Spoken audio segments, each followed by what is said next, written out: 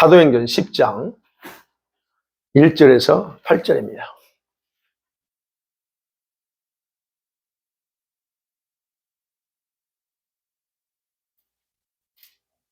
되셨죠? 교독하겠습니다. 가이사라에 고넬료를 하는 사람이 있으니 이달리아 부대라 하는 군대의 백부장이라.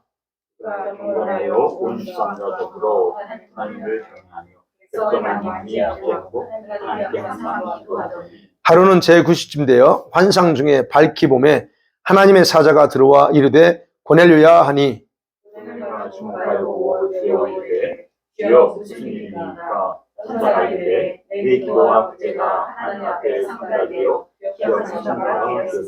내가 지금 사람들을 욥바에 보내어 베드로라 하는 시몬을 청하라.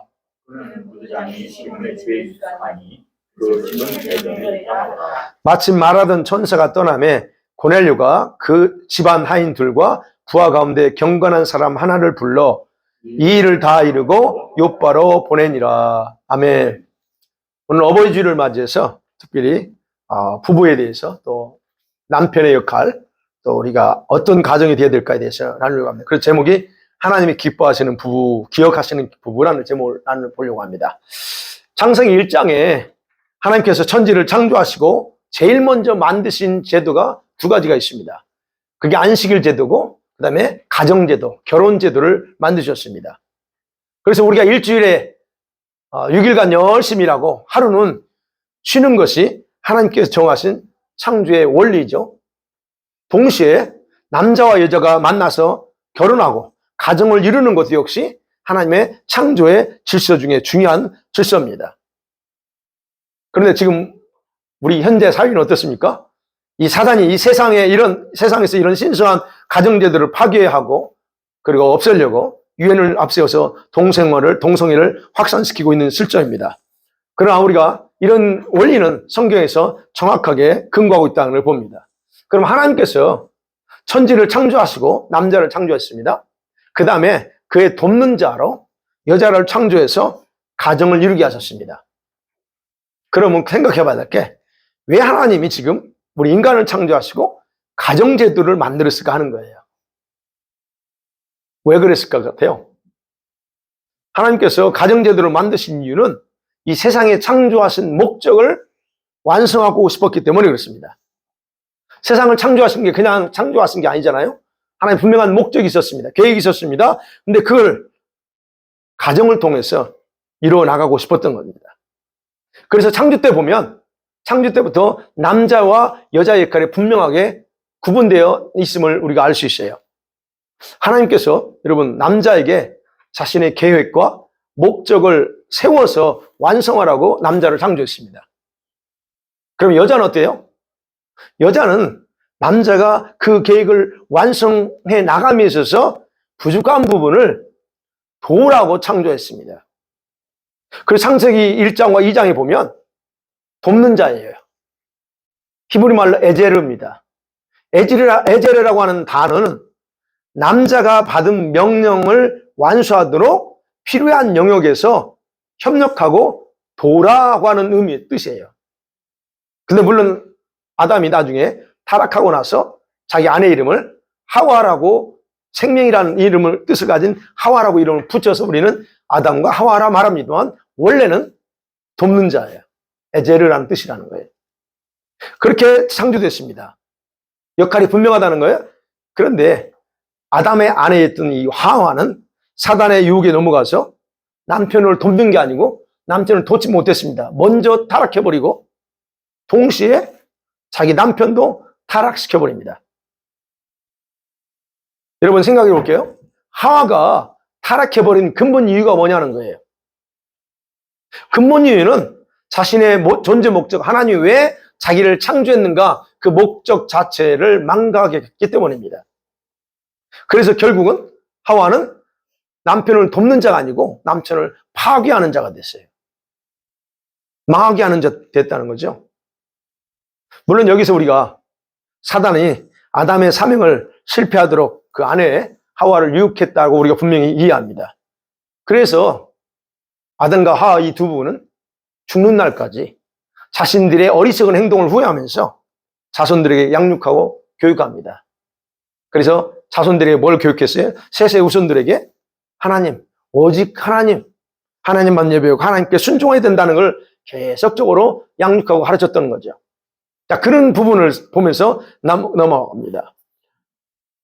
첫 번째 생각할게요. 가정에 있어서 가장 중요한 게 누굴까? 남편입니다.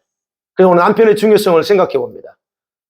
1부 예배 때는 남편들이 참석했는데 2부 예배 때는 권사님과 저밖에 안 계세요.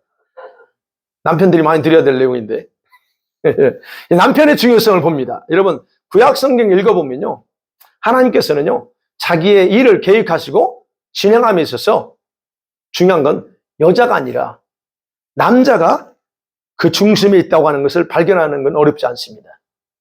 남자 중심이라는 걸 제가 말씀드려요. 여자는 남자를 통한 계획의 일부로서 조력하는 모습으로 나오거나 아니면 어떤 경우는 무명으로 이름도 성경에 기록되어 있지 않습니다. 특별히 예수님의 족보를 만들어가는 데 있어서 몇몇 여인 있죠. 이런 여인들은 이름이 등장하지만 하나님의 구속의 역사에서는 여자보다 남자 중심이라는 건 부정할 수 없다는 얘기예요. 남성 우월주의를 얘기하려고 하는 게 아니에요. 성경에서 하나님이 누구를 중심으로 하시느냐는 거예요. 그러니까 이런 걸 볼 때 여러분 기억하셔야 될 거예요. 하나님은, 성경을 보면 그래요. 하나님은, 세상의 모든 남편들을 중심으로 자신의 계획과 목적을 이루려고 하고 있다는 것을 우리가 알 수 있다는 얘기예요. 그래서 우리가 봐야 돼요. 이 육체적으로도 남자에게는 하나님 자신의 성품을 더욱 강하게 임팔테이션 했어요. 여자보다 하나님이 남자를 더 강하게, 듬직하게 만든 이유도 거기 있다는 얘기예요. 성경은 여러분, 우리 성도들에게 강해져야 한다고 말할 때 어떻게 표현하는 줄 아세요? 고린도전서 16장 13절에 보면 남자처럼 강건하라 그럽니다. Be strong like a man 그럽니다. 여자라고 말하지 않아요. 남자처럼 강하라고 그럽니다. 그렇게 표현했어요. 그 다음에 여자를 표현할 때 뭐라고 그래요? 성경은 여자는 베드로전서 3장 7절에 보면 깨지기 쉬운 연약한 그리스도라고 그렇게 구분해서 정확하게 말하고 있다는 거예요. 즉 역할이 다르고 하나님이 누구에게 더 목적을 두고 있냐 하는 것을 생각해 보려고 하는 겁니다. 그럼 남편의 중요성이 뭘까? 가정에서 남편의 중요성은요 굉장히 중요합니다. 성경에서 보면 첫 번째요, 남편은요 결혼해서 한 가정, 온전한 가정을 세워나감에 있어서 중심 기둥으로 세웠어요. 누가? 하나님이 남편을 중심 기둥입니다. 그 집안의 기둥이라는 거예요. 그래서 여러분 중요합니다.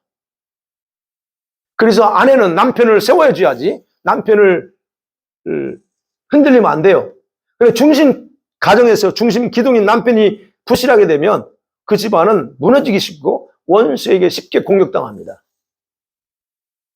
그래서 남편이 딱 믿음 안에 신앙 안에 딱 서 있으면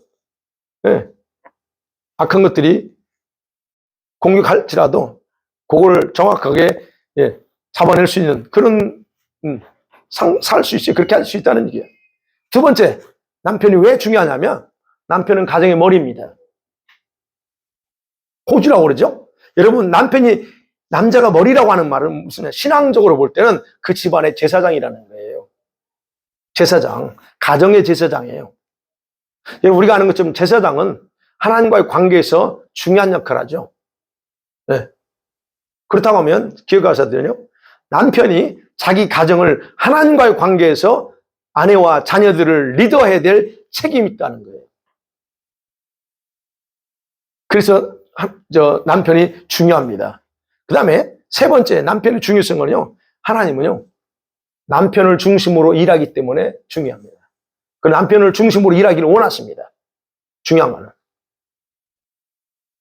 근데 교회에서 참으로 안타까운 게 뭐냐면 이런 중요한 사실을 남편들이 잘 인식하지 않고 있다는 거예요. 여러분 이것은요 남편에게 주신 하나님의 장자권과 같은 축복이에요. 예. 그래서 축복도 누구를 통해 흘러가요? 남편을 통해서 흘러가는 겁니다. 축복이. 그럼 남편이 서 있으면 신앙적이든 영적이든 서서 나가는 거예요. 그게 중요한 거예요. 그래서 가정에서 아내보다 남편이 더 중요한 위치라고 하는 거. 역할이 중요하다는 거죠. 그런데 오늘날 우리 성도들의 가정을 보면 약간 정상적이지 않는 그런 모습들이 너무 많아. 예수님을 안 믿는 것도 아니고 예수님을 사랑하지 않는 것도 아니고 다 나름대로 다 사랑하고 믿는데 이 성경적인 원리를 무시하고 사는 신앙인들의 가정이 많다는 얘기예요. 어떤 가정을 보면 아내가 남편을 좌지우지하는 그 모습을 봅니다. 남편을 그냥 좌지우지합니다. 우리 흔히 한국말로 아내가 너무 세, 뭐 이렇게 있죠. 아내가 너무 세니까 뭐 이렇게 표현하기도 하지만 그냥 그거 분명한 건 세고 약하고 상관없어요. 남편이 아내에 의해서 조종당하고 아내에 의해서 좌지우지되는 건 결코 성공적이지 않습니다. 물론 어떤 경우는 남편이 싸우지 않으려고 그 막 하면 싸우고 하니까 그냥 그렇게 참는다고 말하는 경우도 있어요. 그러나 분명한 것은 그건 올바르지 않습니다. 어떤 경우는 가정을 보면 그래요. 남편이 너무 아내의 의존적인 모습을 가지고 있는 가정의 모습도 있어요. 그래서 모든 것을 아내에게 의존해서 행동하는 그런 가정. 그것도 바람직하지 않습니다. 그다음 또 하나 어떤 걸 보면 남편이 너무 자기 고집이 강해.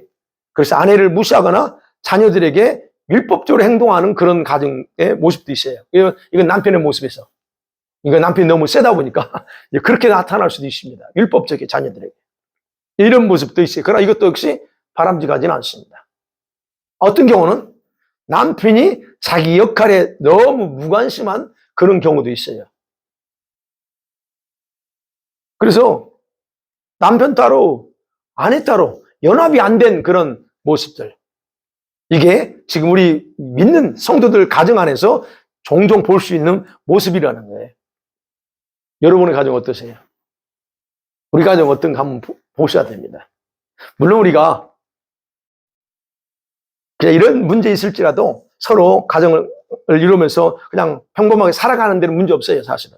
그냥 뭐 참으면 되고, 그냥 뭐 남편이 고집이 세니까 뭐 그냥 이해하고 넘어가면 됩니다. 그러나 중요한 것은 주님의 눈에는 심각하다는, 문제가 심각하다는 거 잊지 마셔야 돼요. 올바르지 않다는 거예요. 예, 그런 면에서 남편이 중요합니다. 그래서 우리 역할이 필요해요. 중요합니다. 그 다음 두 번째 생각할 게, 이 남편의 중요한 역할과 책임이 뭐냐는 거예요. 그러면 책임이요. 여러분 부부 사이에서 있잖아요. 남편의 역할과 책임이 중요하다고 하는 말은 단순하게 남편이 당연히 호주니까 그렇지 단순한 차원이 아니에요. 제가 말씀드리려고 메인은 그게 아니고 그 이상이에요. 하나님의 계획과 목적을 이루어야 된다고 하는 책임의 차원에서 깊이 더 생각해야 된다는 거예요. 여러분 우리는 이 땅에 살면서 얼마나 시간을 살다가 갈지 모릅니다. 70년 살지 80년 살지 몰라요. 우리는 언젠가 주 앞에 서야 됩니다. 근데 분명한 것은 이 땅에 사는 동안 우리가 가정을 이루고 한 남자 입장에서는 한 가정의 머리가 됐고 한 가정의 제사장으로서 살면서 하나님이 생각했던 계획과 목적을 완수했느냐 하는 부분에서는 중요하다는 거예요. 그리고 우리가 그 일을 생각해야 된다는 그게 중요하다는 거예요. 그렇다고 하면 우리가 알아야죠. 그 남편의 중요한 책임이 뭘까? 이걸 알아야죠. 예, 세 가지로 요약해 봅니다. 하나는 왜 남편의 역할이 책임이 뭐냐면 하나님과의 관계가 올바로 회복돼야 될 책임이 있어요. 올바로 회복시켜야 될 책임이 있다는 얘기예요.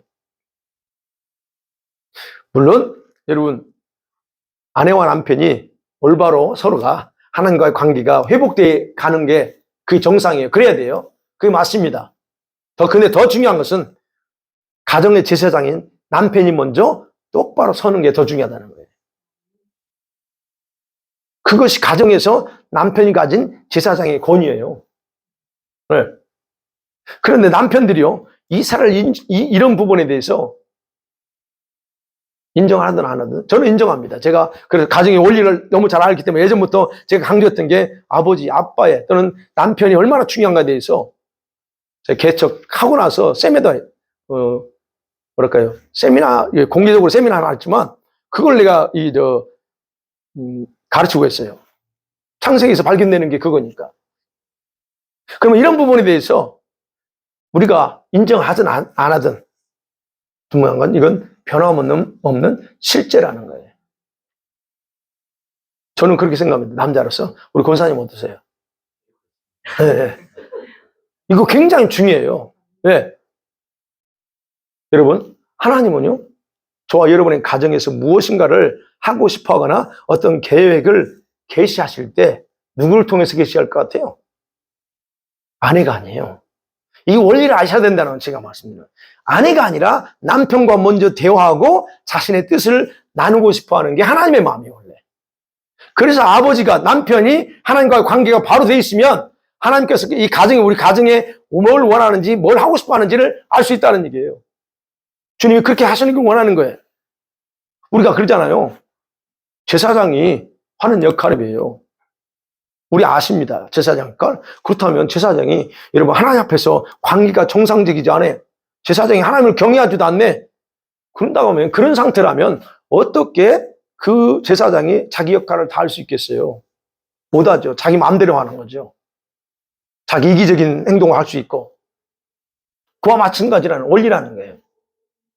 우리 남편들이 자신의 생명을 주시고 그리고 호흡을 주관하시는 하나님을 두려워하지 않고 자기 원대로 사는 경우가 많거든요. 예수 믿는 교회 안에서도. 그래서 남편의 역할은 그거예요. 하나님을 경외하는 마음을 가지고 잘못되어진, 삐뚤어진 관계를 바로 세워야 될 때다 하는 겁니다. 그게 우리 남편들이 할 역할이에요, 지금. 이걸 잊어버리면 자기 원하는 대로 가요. 자, 그럴 때에 남편들이 자기 원하는 대로 가면 어떻게 해요? 아내가 바로 그 남편 역할을 대신할 수밖에 없습니다. 그러면 아내는 남편을 어떻게 해요? 달달 볶는 거지. 그렇게 하면 안 된다고 달달 볼까요? 근데 남편이 말 들으면 좋은데 안 들어. 그럼 어떻게 해요? 이제 아기도 하고 막 그런 문제가 그래서 발생하는 거예요. 자, 두 번째 책임이 뭐냐? 여러분, 우리 남자분들은 자기의 사명을 빨리 발견하고 그 목적으로 살아야 된다는 거예요. 그게 중요한 책임입니다. 우리 남편들이요, 때로는, 우리 권사님이 저는 안 그러지요. 뭐냐면, 자신의 무능함에 자꾸 잡혀있거나, 연약함에 연약하다고 하는 생각으로 자기 자신을 자꾸 가볍게 평가해요. 너무 자신을 가볍게, 낮게 평가한다는 거예요. 자신을 존귀하게 여기지 않는 경우가 의외로 많습니다. 예수 믿는 남자들 보면. 자기가 얼마나 이 가정에서 얼마나 하나님이 존귀한 자로 생각하는데, 근데 자기 자신을 너무 가볍게 여기는 경우가 많다는 얘기예요. 그러니까 자기 자신을 그렇게 가치를 너무 낮게 평가하니까 어떻게 살아요? 어떻게 행동합니까? 사단이 좋아하는 방향으로 자기 인생을 살아가는 거예요. 자존감이 낮거나 그렇게 만들어요. 그래서 우리가 주변에 보면 자존감이 높지 않는 분들이 사실 이렇게 활동적이지 않고 막 그러잖아요.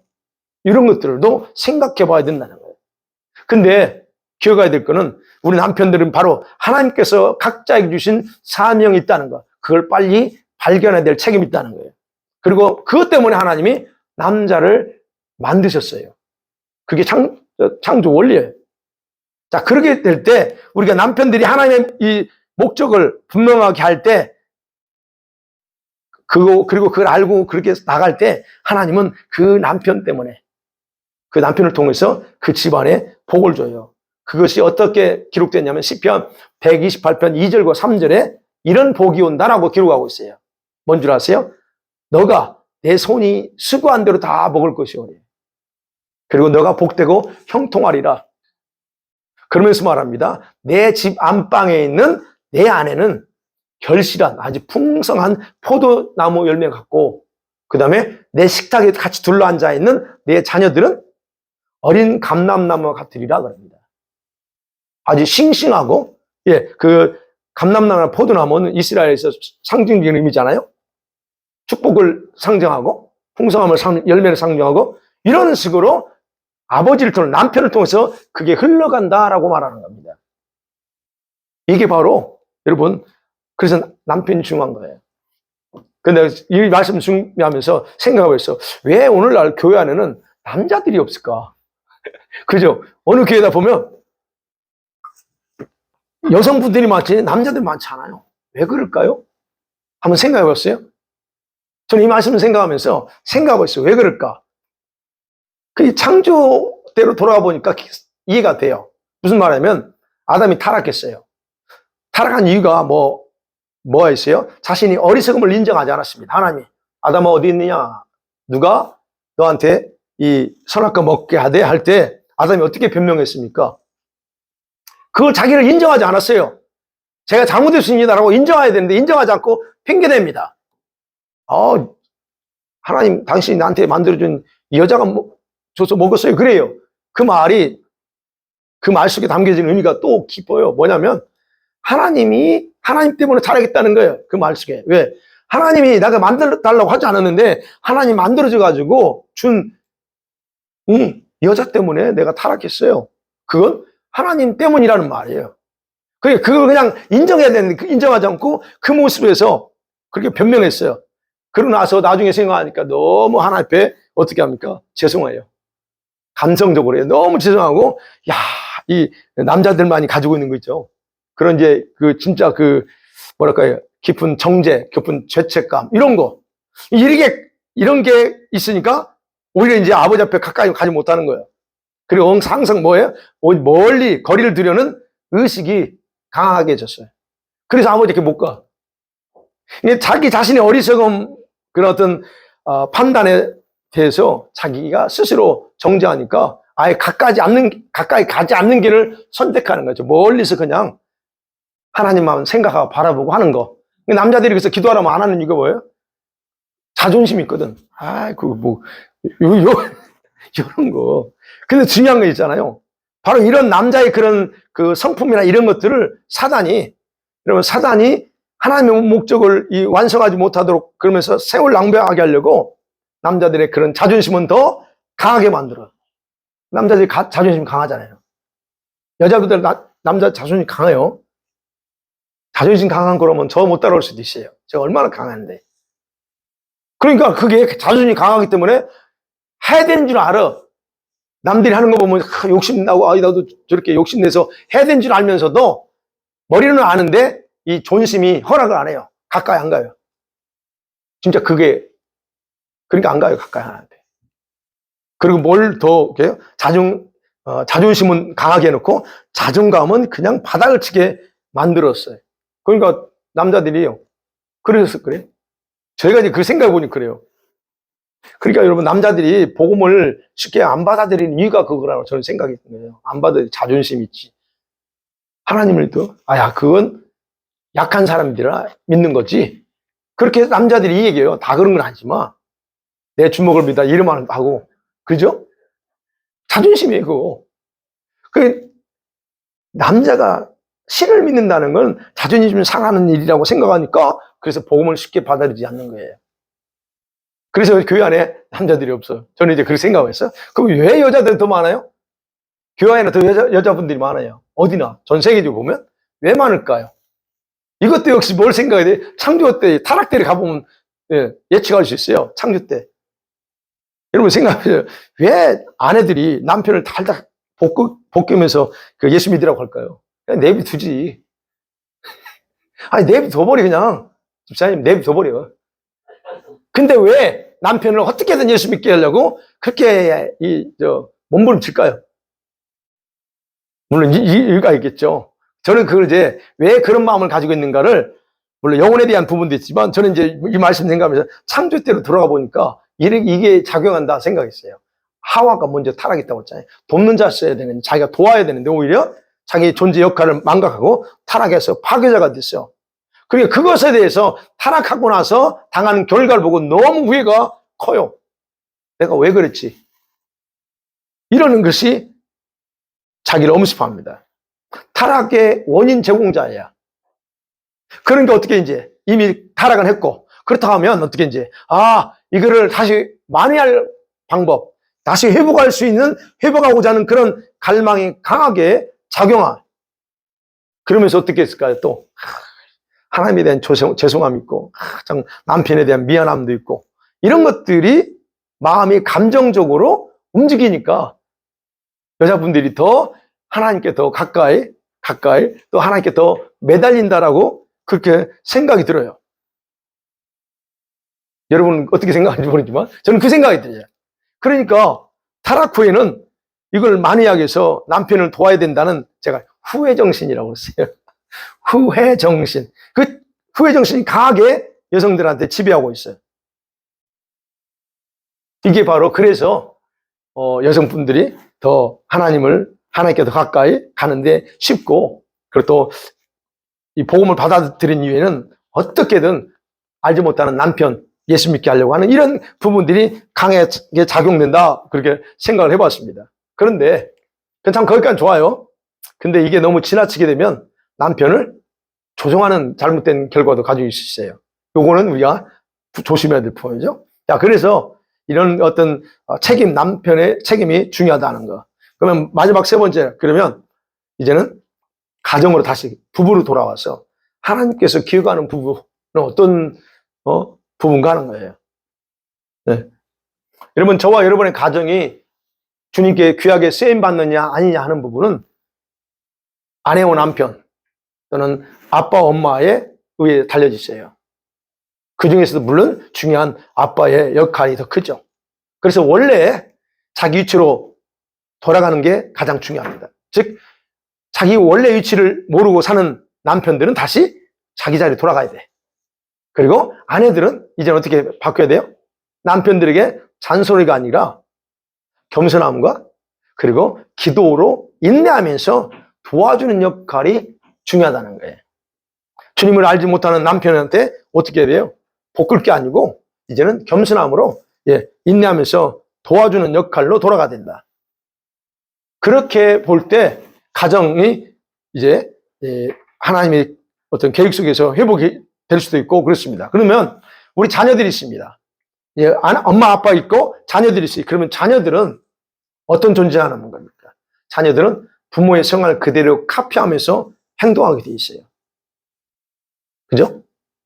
DNA를 그대로 받았기 때문에 그렇게 할 수밖에 없어요. 그러면 기도하지 않는 부모 밑에서는 자녀들이 기도하지 않습니다. 그 모습을 보여주지 않으면 아이들이 기도 안 해요. 예배를 소홀히 하는 그런 부모를 보고 자란 아이들은 어떨까요? 커서도 똑같이 예배를 소홀히 합니다. 똑같이 예배를 가볍게 생각하고 행동합니다. 저는 아주 시간을 중요하게 생각합니다. 하나님과 약속한 시간, 우리가 11시 예배예요. 그럼 11시면 그 전에 와야 돼. 근데 항상 1분 남겨놓은 부랴부랴 들어오고 2분 남게 부랴부랴 들어오면 어떤 경우는 10분, 20분 늦어도 아무런 적이 없어. 그렇게 아이들한테 그런 모습을 보여주면 아이들도 어떤 생각하겠어요? 우리 엄마 막 그러는데 그런 게 개념이 없어져요, 나중에는. 그러니까 자녀들의 모습을 보면 부모가 어떻게 모범을 보였는지 알 수 있고 어떻게 무엇을 가르쳤는지를 파악할 수 있다는 얘기예요.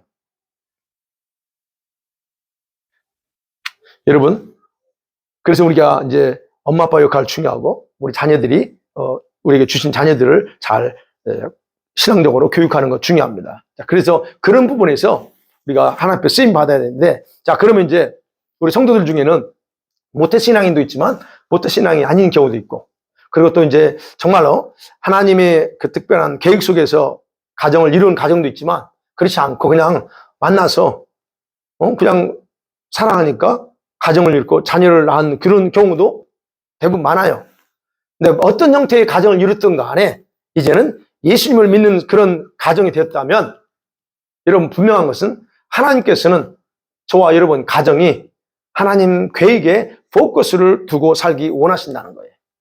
그전에 어떻게 살았어요? 어떻게 했을지라도 주님을 알지 못하고 살았다가 이제 믿었을지라도 중요한 알고 나서는 우리의 삶을 하나님은 자기의 포커스에 맞추고 살기를 원한다는 거예요.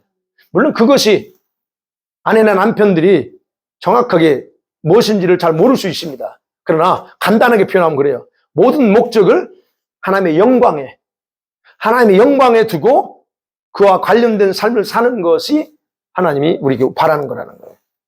이 말은 다시 말씀드리면 지금까지는 하나님의 계획이 무엇인지 몰랐기 때문에 세월을 낭비했어요. 그렇지만 이제는 반대로 하나님께서 기억하는 부부가 될 수 있는 기회가 남아있다라고 하는 의미이기도 합니다. 그러면 어떻게 하면 하나님께 기억되는 부부가 될 수 있을까? 가정이 될 수 있을까 하는 거예요. 성경에요, 그런 부부가 등장합니다. 오늘 두 가정을 소개할 건데요. 예수님 당시에 초대교회에 있었던 인물들이에요. 그 중에 하나가 독수리라고 하는 이름의 뜻을 가지고 터키 지방에서 출생한 유대인으로서 로마에 가서 사업을 했던 한 사람, 텐트 사업을 해서 살았던 한 사람, 아퀴라라고 하는 사람이 있습니다. 그가 로마에 가서, 유대인이지만 로마에 가서 사업을 했습니다. 근데 거기서 사업을 하면서 그가 한 여인을 만납니다. 이 사람은 로마 사람이에요. 근데 이 여인은 귀족입니다. 귀족 출신의 여인, 그 여인을 만나서 사랑에 빠져서 가정을 이루게 됩니다. 그 여인의 이름이 뭘까요? 브리시가. 네. 브리시가 또는 브리스길라라고 말합니다. 자, 이들이 결혼해서 로마에서 사업을 하면서 성실하게 살아갑니다.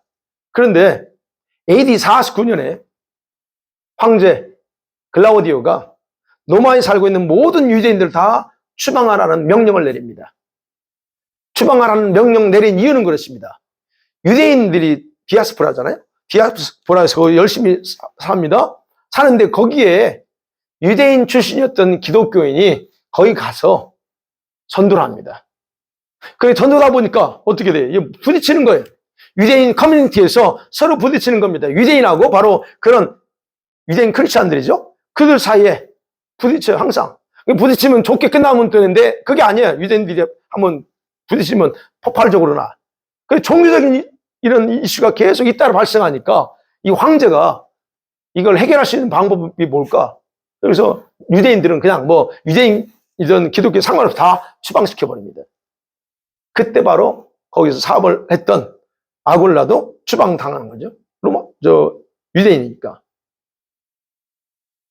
지금처럼 아내가 남편이나 한쪽이 시민권자면 시민권 신청해서 받으면 좋은데 그게 안 돼. 그러니까 이 브리스가는 로마의 시민권자지만 남편이 유대인이잖아. 그래서 이 브리스가는 남편을 따라서 로마에서 나와서 고린도 항구 도시에 정착해서 거기서 이제 텐트 사업을 합니다. 그런데 그곳에 얼마 후에 바울이 그 지역을 전도하러 갑니다. 바울의 직업이 뭐예요? 텐트 메이커예요. 그러니까 이 바울이 그곳에 전도하다가 자기와 직종이 같은 유대인인데 그 부부를 만나는 거예요. 만나면서 거기서 같은 유대인이고 그러면서 서로 돕고 하면서 그냥 거기서 동거하게 됩니다. 일정 기간 동안. 그리고 이 두 부부는 이 바울과 함께 바울과 지속적인 만남과 같이 일하는 관계 속에서 그리스도의 보험을 듣고 믿음을 갖게 됩니다. 그런데 이 부부가 바울이 이제 그것을 지역을 떠나서 다른 지역에 선교 사역을 할 때 이 바울의 선교 사역에 적극적으로 동참하면서 결국 나중에는 단순히 후원자, 헬퍼의 차원을 넘어서 동역자가 되는 그런 사역을 합니다. 우리가 여기서 중요하게 생각해야 될 게 우리가 하나님을 위해서 사세요 또는 하나님의 영광을 위해서 하라고 할 때 사람들이 자꾸 혼동하는 거예요. 어떻게 하는 게 하나님의 영광이요? 모든 걸 다 때려치워야 되는가? 이게 아니요. 근데 바로 이 자기 사업을 포기한 게 아니고 그 사업을 하면서 바울이 하는 사역에 적극적으로 개입하고 돕고 함께 때로는 동행하면서 사역하면 이게 바로 두 부부가 바울의 동역자가 된 길이었어요. 그러니까 이 부부는 예수님을 알고 난 이후에 자기 인생을 사업을 포기한 게 아니고 전 인생을 전심으로 하나님을 위한 일들에 투자하면서 살았다는 게 그게 오늘 우리가 얘기하는 하나님을 위해서 살라는 거예요. 공부하고 사업하면서 얼마든지 가능하다는 얘기예요. 바로 이 두 부부가 그렇게 합니다. 자, 그러니 이렇게 바울의 사역에 진짜 동역자가 됐을 때 바울의 입장에서는 결코 잊어버릴 수 없는 부부죠. 나중에 이제 이 브리스길라와 아굴라가 잠깐 로마에 갈 상황이 됐습니다. 근데 그때 바울이 로마의 교회, 이제 로마에 방문하고 싶어서 로마 교회에 편지를 써요. 그게 이제 로마 16장에 나오는 겁니다. 근데 그 편지를 편지 썼는데 갱그리아의 교회에 베베라고 하는 집사님이 그 편지를 전달합니다. 그러면서 로마 16장에 보면 그런 편지를 쓰면서 이렇게 당부해요. 신신당부합니다. 나의 믿음의 동역자인 브리스가와 아굴라에게 꼭 안부 전해주고 잘 대화하라, 그렇게 얘기해요. 그게 16장에 나오는 거예요.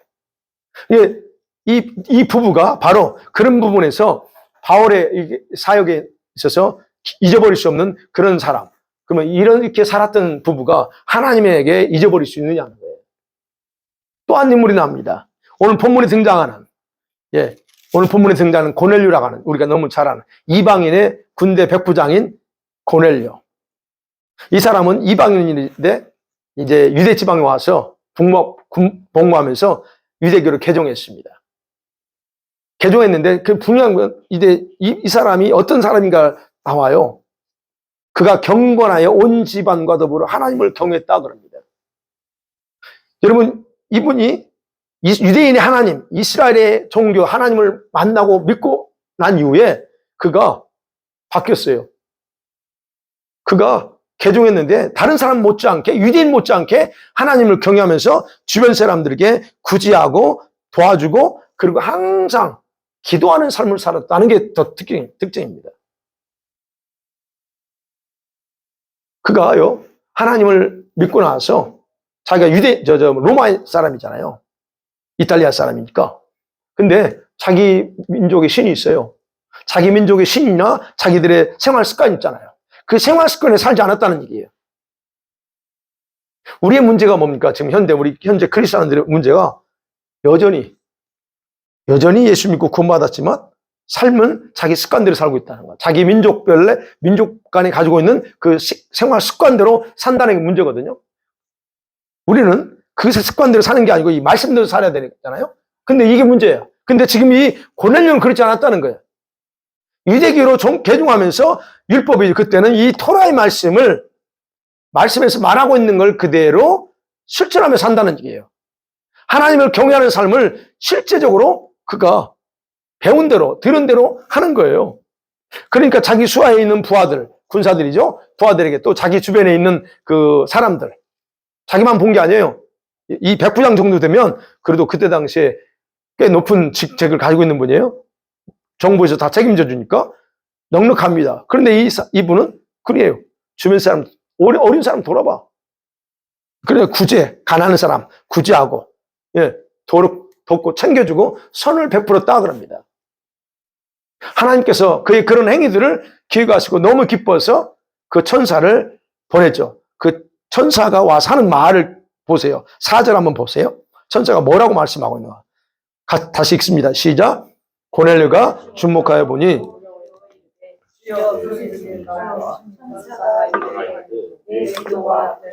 하나님 앞에 상달되어 기억하신 바 되었으니, 하나님이 뭐라고 그러냐면 고넬료의 그런 구제, 그런 헌신, 그다음에 기도가 하나님께 기억된 것 같았대요. 하나님의 뇌에 새겨졌다는 거예요. 다시 말씀드리면,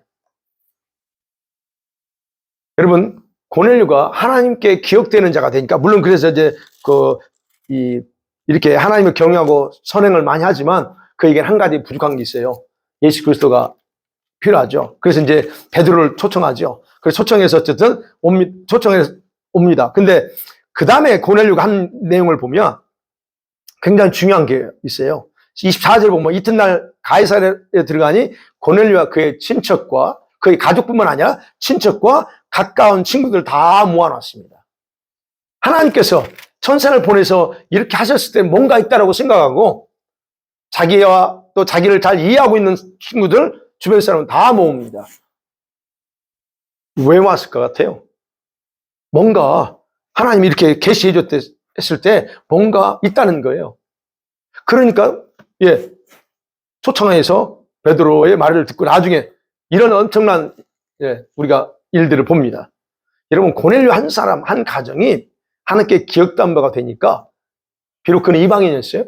그럼에도 불구하고 우리가 상상하지 못했던 큰 축복을 받았습니다. 여러분, 어떤 축복이에요?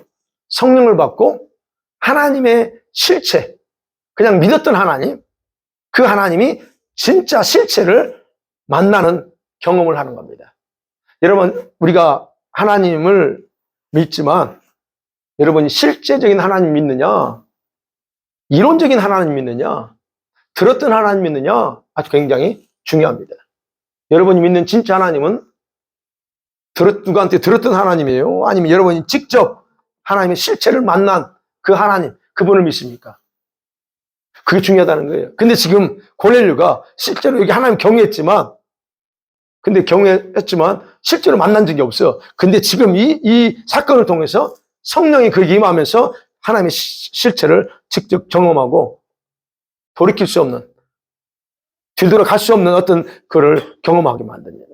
그리고 자기 가정뿐만 아니라 거기 함께 모였던 모든 사람들이 잊어버릴 수 없는 그런 어떤 경험을 하게 합니다. 한 사람, 한 가정, 그 결과가 그래요. 여러분, 이 두 가정이 하나님께 또는 바울에게 이렇게 기억된 사람으로 남을 때 주님이 이런 일을 하셨다는 거예요. 자, 그러면 우리가 인생을 살아가면서 여러분 기억할 건 우리 생명의 창조자이신 그분을 만나고 인생의 목적을 발견하고 살 수 있다는 것. 이게 얼마나 큰 축복입니까? 저는 그렇게 생각합니다.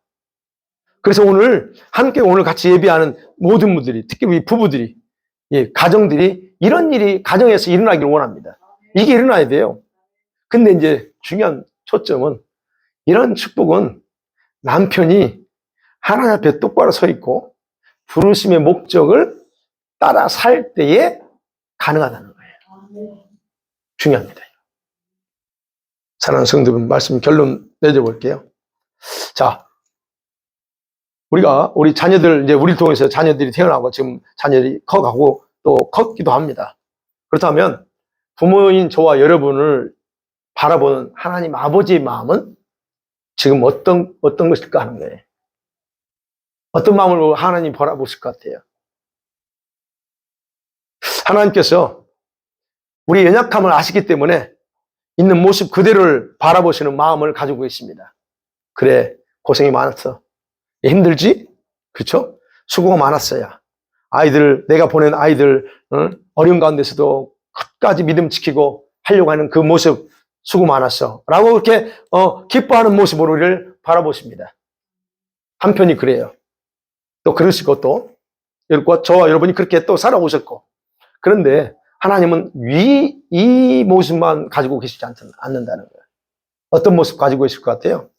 동시에 하나님 자신의 계획과 목적의 관점에서 바라볼 때 전혀 반대의 마음을 가지고 있다는 거예요. 어떤 마음일 것 같아요? 여러분, 자녀가 부모의 말을 잘 안 들어 지 마음대로 생각하고 행동하고 살아가는 그 자녀가 있어요. 그 자녀를 볼 때 여러분 어떤 마음 드시나요? 기쁩니까? 네 마음대로 살아라 이놈아. 그러다 지옥 가. 여러분 그렇게 하신 분 안 계시죠? 괜찮습니까? 전혀 아닐 거라고 봐요. 전혀. 마음이 안타깝죠? 저놈만 생각하면 참 마음이 무겁고 안타까울 것입니다. 자, 그 모습을 보면서 우리가 생각해야 될 것은 하나님 아버지의 눈에 내가 그렇게 볼 수 있다는 거 생각해 보셔야 돼요. 저와 여러분 이 가정, 부부를, 남편과 아내를 바라보는 그 아버지의 마음은 그래서 안타까움이 많다는 얘기예요.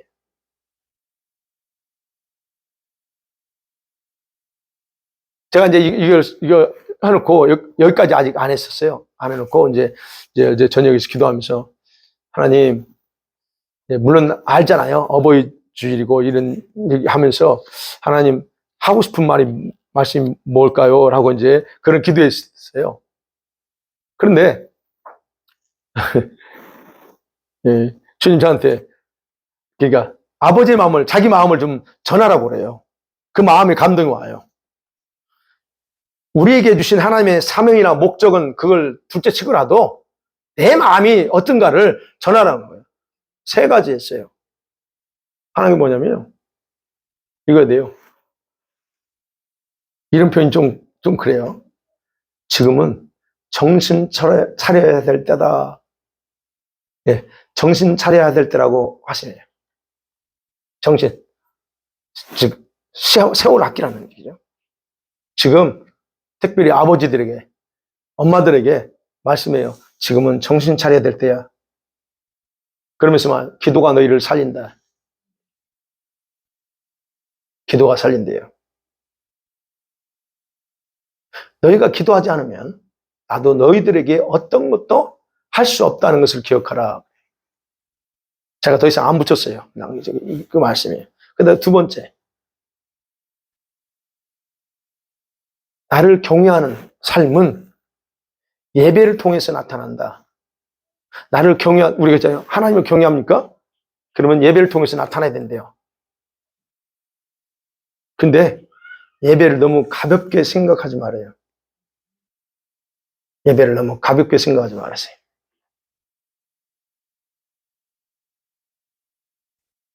너희들이 나에게 행하는 생활들이 곧 자녀들을 통해서 그대로 너희들에게 돌아간다 그래요. 이거 가만히 보니까 맞아요. 내가 하나님께 어떻게 행동하는 것이 바로 자녀들에게 그대로 돌아가요. 이게 나네. 그런 거죠. 너희 부부들은, 너희 자녀들은 너 부부가 만들어낸 작품 이상은 되지 못한다. 그러면서, 예, 이런 말씀을 드렸어요. 나의 형상대로 창조된 자들아. 즉, 이게 우리 남편들이에요. 나의 형상대로 창조된 자들아. 내 앞으로 나오라. 나와 대면하자. 그럼 내가 너에게 알려줄게. 그래요. 우리가 하나 앞에 대면하셔야 됩니다. 그 다음에 세 번째로, 그랬어요. 이런 말씀을 저한테, 이제 기도하면서 하나님께 기억된 바 되는 거, 이게 중요하니까. 그래서 또 뭐 있어요? 그랬을 때 뭐라고 하는 줄 아세요? 내가 너희들을 기억하길 원하느냐? 그럼 기억될 일을 해야 한다. 그럽니다. 내가 기억하기를 원한다면 기억될 일을 하래요. 내가 기억할 만한 대가를 지불했느냐? 되물으셨어요. 그래서 내가 지금 하고 있나? 저는 저 자신 돌아봤습니다. 이게 아버지 마음이에요. 세 가지예요. 여러분, 하나님께서 기억한 이 고넬료 가정이나 바울이 잊지 못하고 기억하고 있는 이 브리스길라 아굴라의 가정처럼 하나님께서 인정받을 일을 확실하게 하면서 저와 여러분이 앞으로는 사셨으면 좋겠습니다. 하다가 중단하지 말고 꾸준히 하셔야 돼요. 네, 뭔가 하는가 싶더니 어느 순간에 스며시 중단해 버리는 경우 너무 많아요. 이게 습관화되어 있어요. 기도를 좀 하는가 하더니 한두 번 나오더니 뭐 마음 맞고 기도한다고 나오더니 한순간에 쓱 언제 그랬냐는 것처럼 없어져. 여러분 그러지 마시라는 거예요. 왜 그렇게 할까 생각해 봐야 돼요. 왜 뭔가 하는 것 같다가 중간에 그렇게 안 할까 하는 게 보니까 그래요.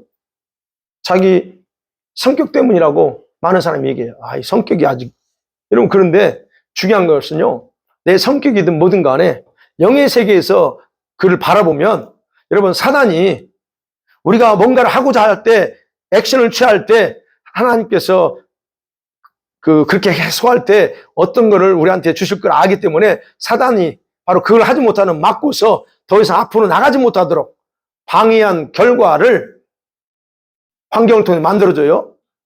이런저런 피곤해서 바빠서 여러 가지를 만들어줘. 그러면 그거를 나는 그냥 따라가고 있는 것이라는 거예요. 즉 사단이 만드는 결과를 나는 아무 생각 없이 그냥 따라가고 있다는 것이 바로 영의 세계에서 볼 때 그렇다는 얘기예요. 그래서 여러분 신앙생활은 지구력이 필요합니다. 뭔가 주님 앞에서 기억될 만한 일을 하고 또 우리 삶이 하나의 기쁨이 되려면 지구력이 필요해요.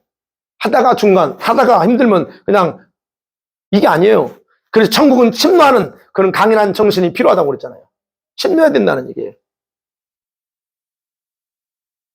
그래서 여러분 이제 우리가 좀 하나님 앞에서 다시 한번 이 가정의 달에 우리 부모들이니까 가정의 달에 하나님 앞에 정신 차리고 아버지 앞에 나가서 우리가 해야 될 일이 뭔가를 다시 한번 발견했으면 좋겠습니다. 그리고 정말로 우리 이제 또 우리 아내 되시는 집사님들은 남편을 위해서 무릎으로 하나님께 올려드려야 돼요. 잔소리할 게 아니고 올려드리세요. 그리고 우리 엄마들은 우리 자녀들을 생각할 때 어떻게 해야 돼요? 마음대로 할 수 없어요. 이제 아이들 마음대로 안 됩니다. 그럼 어떻게 해야 됩니까? 마음대로 안 되는 저 속썩이는 아들, 딸을 보면서 어떻게 해야 돼요? 그렇다면 방법 없습니다. 진심으로 통곡하고 회개하셔야 돼요. 하나님, 내 잘못입니다. 내 잘못. 내가 잘못했어요. 그 결과가 나온 거예요. 그러면 그것에 대해서 통곡하고 회개하셔야 됩니다. 요즘은 너무 자녀들을 마마보이식으로 키우려고 하면 돼요. 아이들을 강하게 키워야 돼요. 앞으로는 지금 더 힘들어요. 그러면 어떻게 하려고요? 품지 마세요. 강하게 키우는 훈련을 해야 됩니다. 그런데 강하게 키우려면 엄마가 놓아야 돼. 엄마가 자꾸 자기 품에 끌어 강해지지 않습니다. 내놓아야 돼요. 그 부분에서 하셔야 됩니다. 누가요? 그건 엄마가 하셔야 돼요. 아빠들은 보통 다 내놔요. 내놓는 성향이에요. 저도 마찬가지죠. 예. 부딪힐 건 부딪히고, 지가 할 건 하고 해야지, 아빠는 대부분 그래요. 저는 그렇습니다. 아마 제가 볼 때는 우리 원사님 그럴 것 같아. 근데 보통 엄마들이 그렇게 안 그래요. 엄마들은 안쓰러우니까 그냥 끌어안으려고 그래. 그거 어떻게 만드시려고. 그러니까 여러분, 그런 부분에서 우리가 강하게 해야 된다. 자, 오늘부터, 이제 우리 가정이 엄마, 아빠, 또 아내와 남편이 연합해서 하나님의 계획 앞에 겸손하게 앉아서 하나님과 대면하는, 앞으로의 삶이 대면하는 삶을 살기 원합니다. 지금처럼 계속 가면 안 돼요. 지금처럼 계속 가면 도태돼요.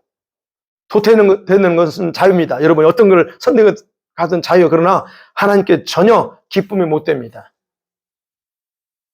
여러분이 기쁨이 못 되는 모습으로 살기는 원치 않죠? 네. 그래서 누군가에게 그래서 기억되는 존재가 된다는 게 대단히 중요한 의미가 있잖아요. 그렇다면 저와 여러분, 하나님께 기억되는 존재가 되고 싶죠. 저도 그렇습니다. 그렇다면요, 우리가 그렇게 돼야 되는데, 오늘부터요, 다시 주님 앞에 나아가서 그분과 대면하는 시간을 가지면서 하나님과 관계도 회복시키고, 교제도, 관계하고 교제 달라요. 교제도 다시 회복하는 행복하고 기쁨이 넘치는 우리 한 주간 되시기를 주의 이름으로 간절히 축원합니다. 아멘.